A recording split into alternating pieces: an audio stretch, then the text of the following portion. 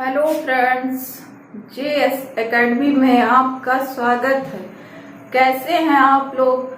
उम्मीद करते हैं अच्छे होंगे। मैंने आपको प्रीवियस वीडियो में वर्णों की संख्या कितनी होती है, कुल वर्ण कितने होते हैं, स्वर वर्ण कितने होते हैं, व्यंजन वर्ण कितने होते हैं, इस टॉपिक पे डिस्कस कर चुके हैं। और आज का टॉपिक है स्वरों का उच्चारण स्थान। तो आइए स्वरों के उच्चारण स्थान के बारे में जानते हैं। तो स्वरों का उच्चारण स्थान, तो स्वर कितने होते हैं? तो स्वर 11 होते हैं। और वे कौन कौन से वर्ण होते हैं, इस विषय में पिछले वीडियो में डिस्कस कर चुके हैं। तो स्वर वर्ण आ, ई, उ, री और ए, ऐ, ओ, औ। तो इस तरह ये कुल 11 वर्ण हुए। ये कितने वर्ण हुए? तो ये कुल 11 वर्ण हुए। और अब आइए देखते हैं कि इन वर्णों का उच्चारण स्थान कौन सा है। इन वर्णों का उच्चारण स्थान कौन सा है? तो ये अ का उच्चारण स्थान कंठ है। आ का उच्चारण स्थान कंठ है। और ई का उच्चारण स्थान तालु है। और उ का उच्चारण स्थान ओष्ठ है। और री का उच्चारण स्थान मूर्धा है। री का उच्चारण स्थान मूर्धा है। ऐ का उच्चारण स्थान कंठ तालु है। और औ का उच्चारण स्थान कंठोष्ठ है। ओ का उच्चारण स्थान कंठोष्ठ है। तो ये जो ए, ऐ, ओ, औ है, ये संयुक्त स्वर भी होते हैं। तो इनका उच्चारण, जैसे ए, ऐ का उच्चारण स्थान कंठ तालु, ओ, औ का उच्चारण स्थान कंठोष्ठ। तो ये संयुक्त स्वर वे स्वर होते हैं जो दो स्वरों की सहायता से बने होते हैं। तो आइए देखते हैं कि इनका उच्चारण स्थान कंठ तालु कैसे हुआ और इनका उच्चारण स्थान कंठोष्ठ कैसे हुआ। तो जैसे ये ए है, तो ये किन दो वर्णों के मेल से बना है? तो ये छोटा आ और प्लस ई। तो इस तरह ये किन दो वर्णों के मेल से बना है? तो इस तरह ये छोटा आ और प्लस ई। तो ये दो वर्णों के मेल से बना है। ये जो है दो वर्णों के मेल से बना है। तो ये आ जो है, इस तरह ऊपर लिखा है कि ये जो आ है, छोटा आ बड़ा है, जिसका उच्चारण स्थान कंठ होता है। तो इस आ का उच्चारण स्थान कंठ हो गया और ई का उच्चारण स्थान तालु हो गया। तो इस तरह इस ए का उच्चारण स्थान क्या हुआ? तो इस ए का उच्चारण स्थान कंठ तालु हो गया। इसी तरह ये देखते हैं ए का उच्चारण स्थान। तो ए किन दो वर्णों से मिलकर बना है? आपसे पूछा जाएगा ये ए जो है, ये जो संयुक्त स्वर है, ये किन दो वर्णों से मिलकर बना है? तो ये छोटा आ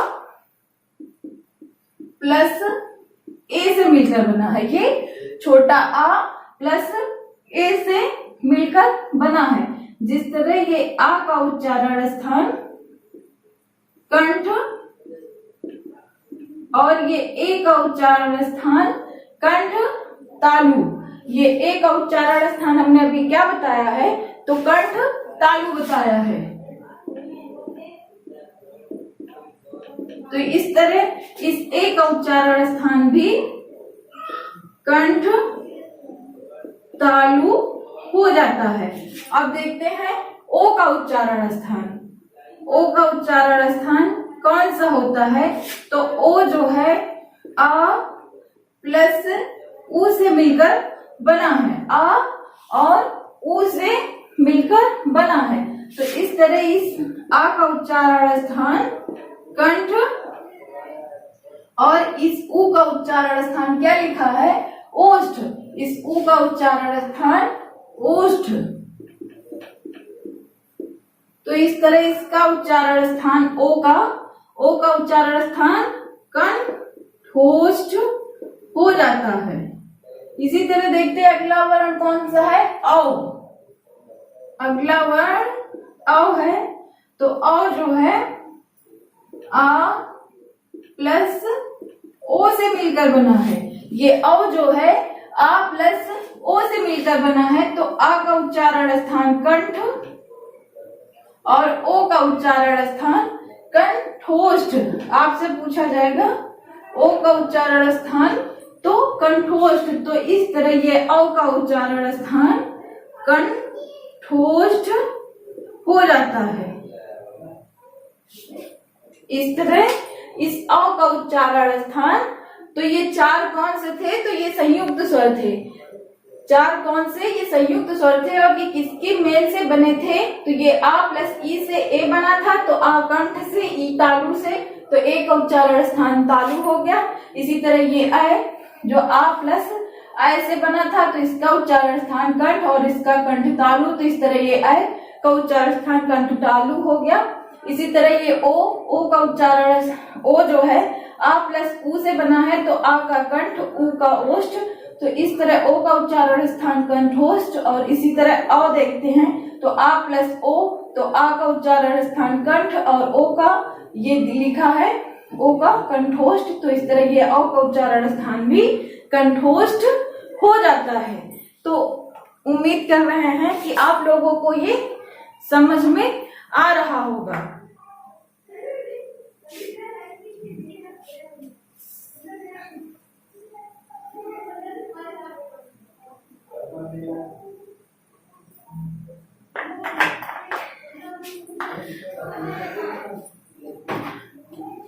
तो इस तरह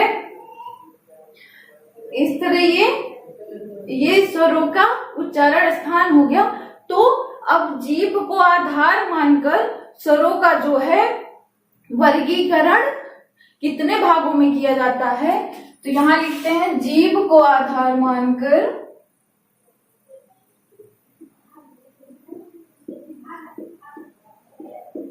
जीभ को आधार मानकर स्वरों का वर्गीकरण।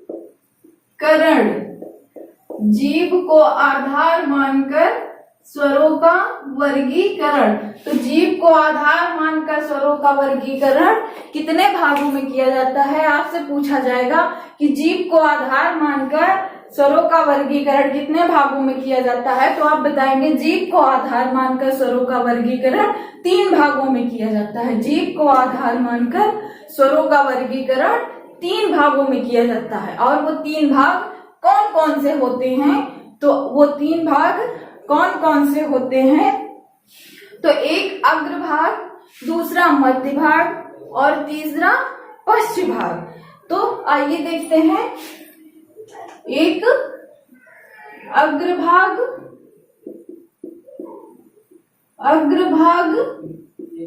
दूसरा मध्य भाग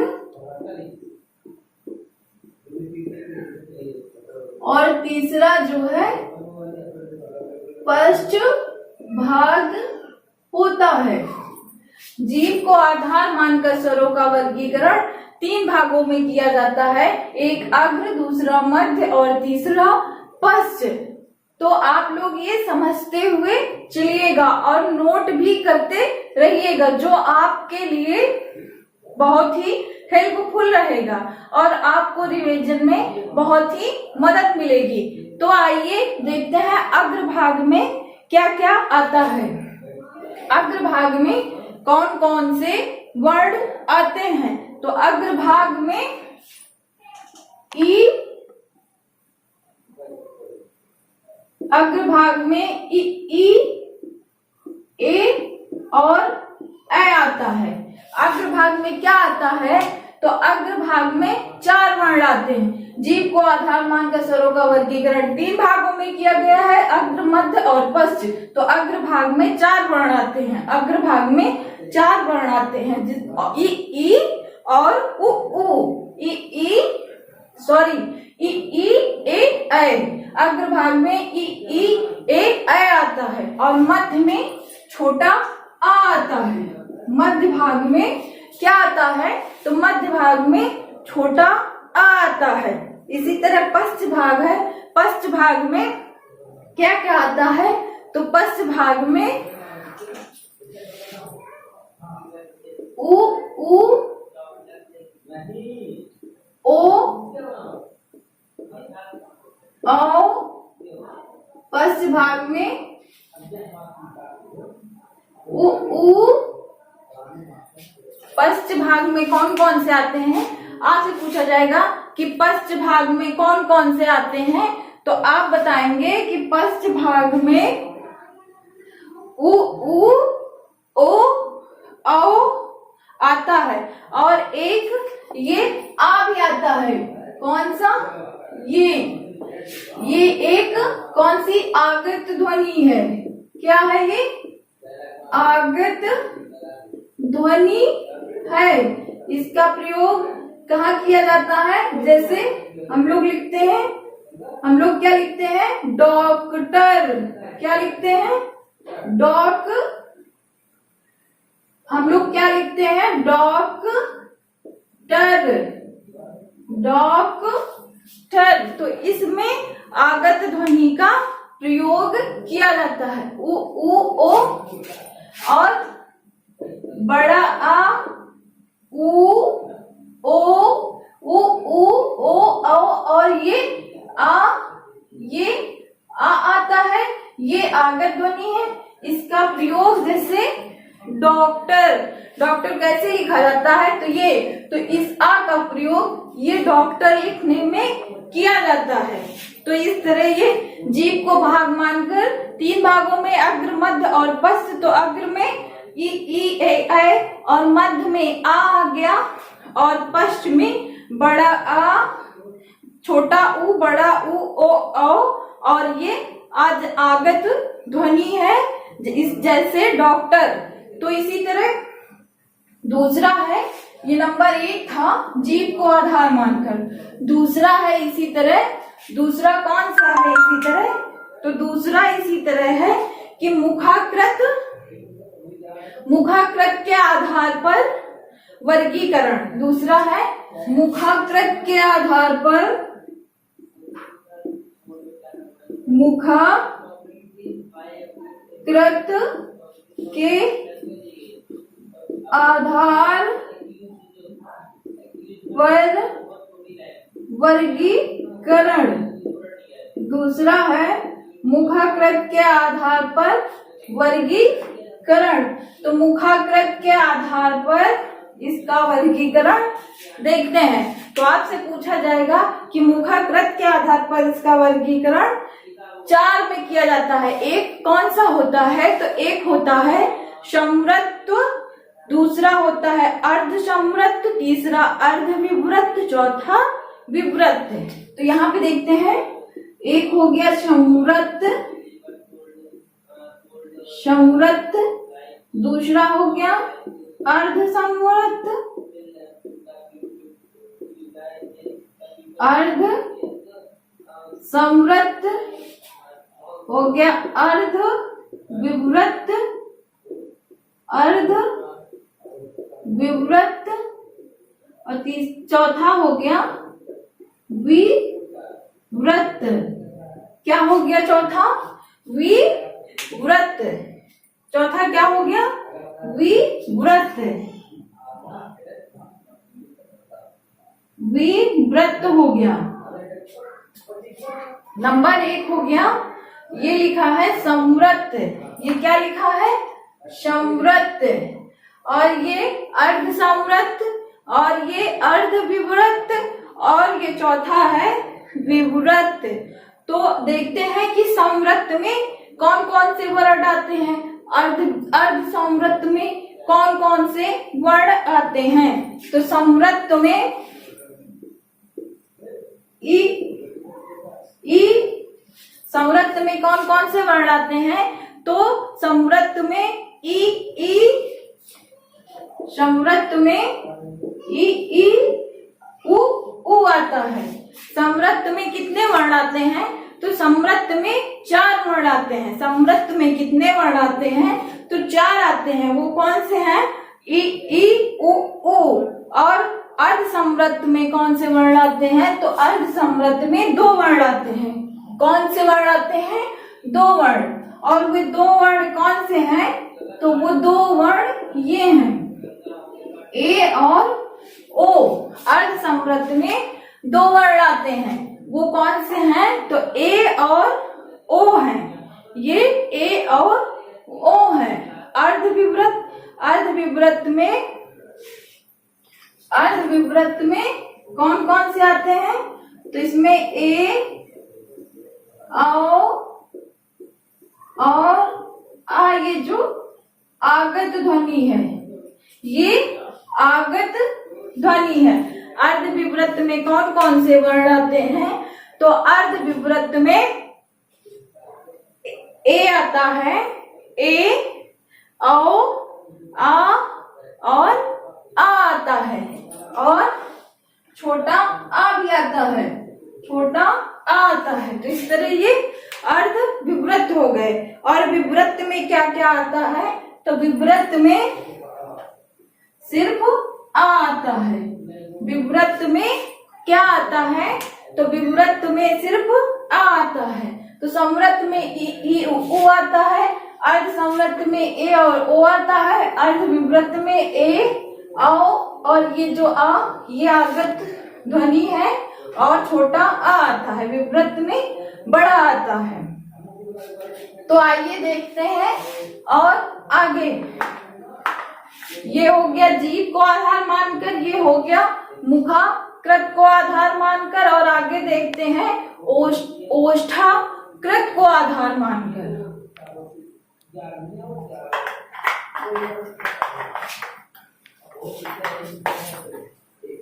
आगे देखते हैं ओष्ठाकृत के आधार पर। तो ओष्ठाकृत के आधार पर कौन कौन से होते हैं? तो ओष्ठाकृत के आधार पर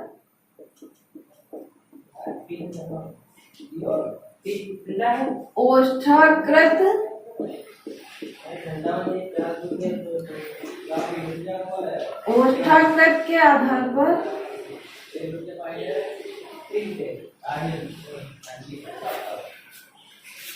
ओष्ठाकृत के आधार पर इनका स्वरों का वर्गीकरण। तो ओष्ठाकृत के आधार पर स्वरों का वर्गीकरण दो भागों में किया जाता है। ओष्ठाकृत के आधार पर स्वरों का वर्गीकरण 2 भागों में किया जाता है। और वे 2 भाग कौन से होते हैं? वे 2 भाग आपसे पूछा जाए कि कौन से होते हैं, तो एक होता है वृत्तमुखी, एक होता है अवृत्तमुखी। एक होता है वृत्तमुखी और एक होता है आवृत्तमुखी। वृत्तमुखी और दूसरा होता है आवृत्तमुखी। दूसरा होता है आवृत्तमुखी। एक वृत्तमुखी और दूसरा आवृत्तमुखी ओष्ठाकृत के आधार पर होता है। तो वृत्तमुखी में कौन कौन से वर्ण आते हैं? तो वृत्तमुखी में उ, ओ, औ और आ आता है। वृत्तमुखी में उ, ओ, आओ और ये जो आगत है ये वाला आ आता है। तो वृत्तमुखी में इनको बोलने पर ये जो मुंह है ये वृत्ताकार बन जाता, उ, ओ, औ। तो इस तरह ये वृत्तमुखी में आते हैं। और आवृत्तमुखी में कौन कौन से वर्ण आते हैं? तो आवृत्तमुखी में आ, ई, ए आते हैं। आवृत्तमुखी में आ, ई, आवृत्तमुखी में कौन कौन से वर्ण आते हैं? तो आ ई कुल 6 वर्ण आते हैं, कुल 6 वर्ण आते हैं। आ ई ए ऐ।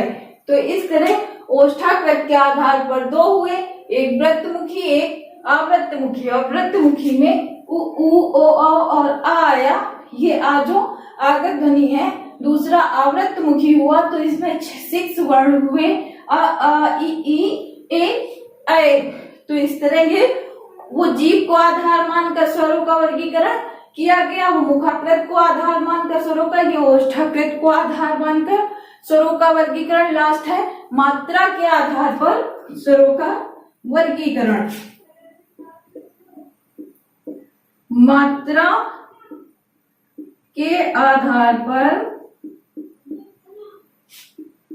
मात्रा के आधार पर स्वरों का वर्गीकरण। तो मात्रा के आधार पर स्वरों का वर्गीकरण,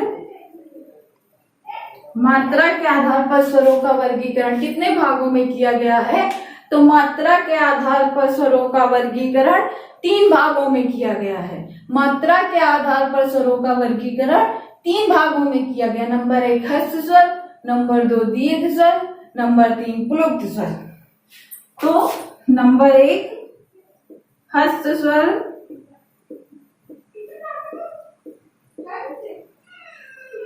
नंबर 2 दीर्घ स्वर,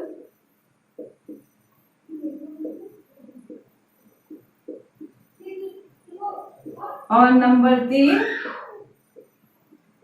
प्लुप्त स्वर। तो ये स्वरों का वर्गीकरण मात्रा के आधार पर हुआ, ये स्वरों का वर्गीकरण मात्रा के आधार पर हुआ। तो हस्त स्वर वे स्वर होते हैं, हस्त स्वर वे स्वर होते हैं जिनको बोलने में एक मात्रा का समय लगता है। हस्त स्वर वे स्वर होते हैं जिनको बोलने में एक मात्रा का समय लगता है, वे हस्त स्वर होते हैं। जिनको बोलने में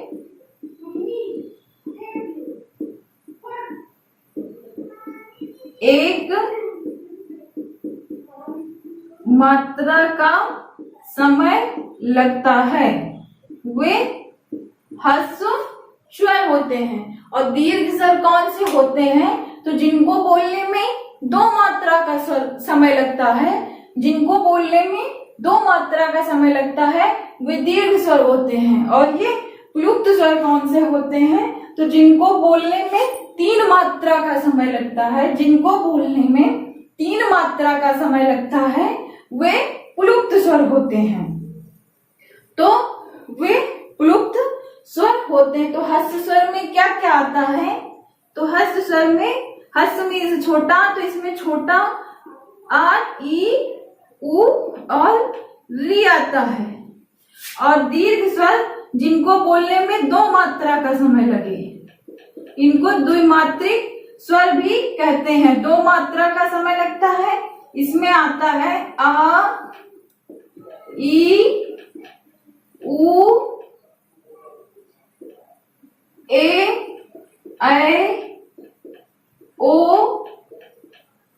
औ। इसमें दीर्घ स्वर में कौन कौन से आते हैं?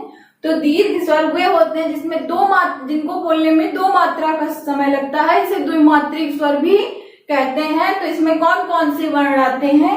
तो इसमें आता है आ ई उ ए ऐ और ओ औ।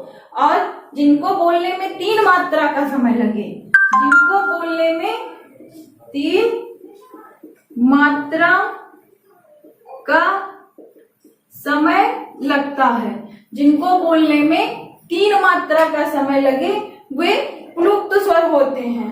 जैसे ओम, जैसे ओम। तो ये ओम कैसा हुआ? ओम। तो इसमें, इसको बोलने में 3 मात्रा का समय लगता है, तो ये प्लुप्त स्वर होते हैं। तो ये स्वरों का उच्चारण स्थान कंप्लीट हुआ। आप लोग इस वीडियो को पूरा लास्ट तक वॉच करिएगा और कि सभी कॉम्पिटिटिव एग्जाम की दृष्टि से ये मोस्ट इम्पॉर्टेंट है।